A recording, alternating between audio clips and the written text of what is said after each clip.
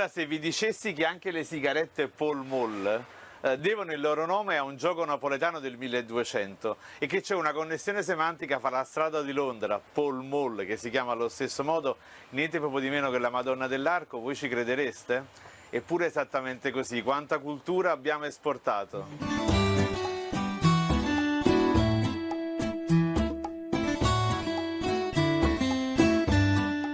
Tutto nasce a causa di un gioco del 1200. All'epoca di Federico II i napoletani inventano il gioco della palla maglio.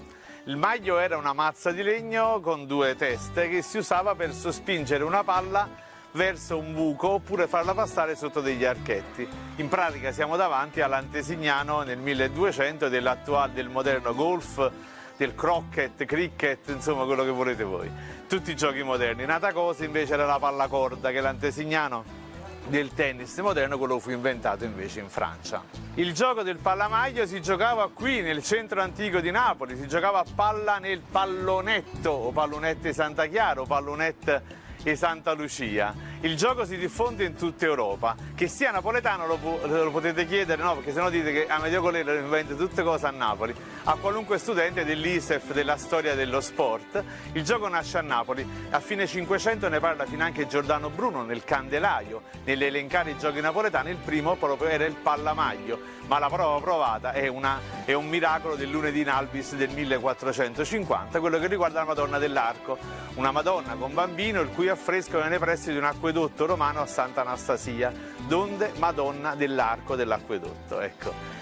La Madonna dell'Arco fu colpita da una palla durante un gioco del pallamaglio. Dice il miracolo, i ragazzi giocavano al pallamaglio, il perdente si infuria, lancia con forza una palla di legno verso la Madonna, la quale colpita al volto comincia a sanguinare. Questo è il miracolo della Madonna dell'Arco e questo però attesta che nel 1450 i due giovani giocavano al pallamaglio. Il gioco del pallamaglio si diffonde in tutta Europa, ci giocherà Luigi XIV alle Tuileries, costruisce un grande campo di Pall Mall, sì, perché poi il nome viene tradotto, quindi noi importiamo molti nomi francesi, stavolta gliel'abbiamo dato noi.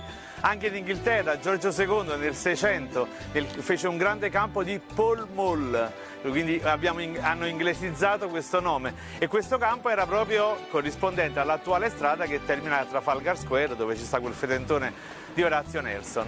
Ancora oggi quella strada si chiama strada di Pall Mall e a inizio Novecento è una strada di gentleman, di fumatori, ed ecco perché a inizio del Novecento questa sigaretta inglese fu chiamata Pall Mall proprio in omaggio al nome della strada di Pall Mall, strada di fumatori, la quale però si chiamava Pall Mall grazie al miracolo della Madonna dell'Arco, grazie al gioco napoletano del 1200. Ma mica è finita qui, sarebbe semplice. Sapete la mall londinese? Si chiama anch'essa mall, perché anche lì c'era il campo di pallamaglio, questo gioco napoletano. E quando in America costruiscono la Washington Mall, sapete quei 3 chilometri davanti al Campidoglio dove gli americani fanno tutti i scioperi? Quella si chiama Washington Mall e si chiama Washington Mall perché le mall erano questi grandi spazi all'aperto, come il London Mall. E poi vi dico anche di più. Quando in America si cominciano a costruire dei complessi, degli edifici separati dai grandi spazi all'aperto, cominciano in America a chiamarli mall, come i centri commerciali, che oggi in America chiamano tutti mall, grandi spazi all'aperto che separano grandi edifici.